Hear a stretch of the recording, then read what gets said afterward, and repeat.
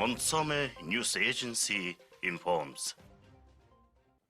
During the press conference of the State Emergency Commission on July 17th, Deputy Prime Minister Sudwatar announced that the government does not have enough capacity to bring back all of over 10,000 Mongolian citizens who are currently stranded abroad due to Mongolia's border closure to all passengers caused by concerns over COVID-19 pandemic within only 1 month.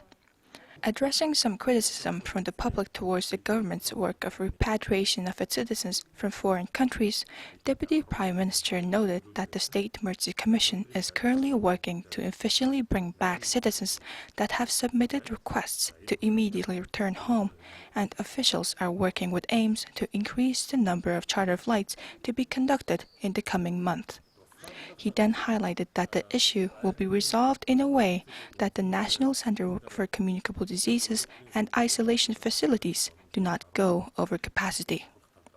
As of July 18th, 10,513 Mongolian nationals have officially submitted their requests to return home from 55 countries to the State Emergency Commission operative team. Alongside the 12 charter flights that are planned for July, additional 1 flight to Australia, 1 direct and 1 transit flight to the Republic of Korea have been put on the plan to bring back 690 citizens, officials reported. With the additional flights set in place, 3,400 citizens will be brought back by a total of 15 charter flights in July. The returning passengers are immediately being placed into 21-day mandatory isolation upon arrival.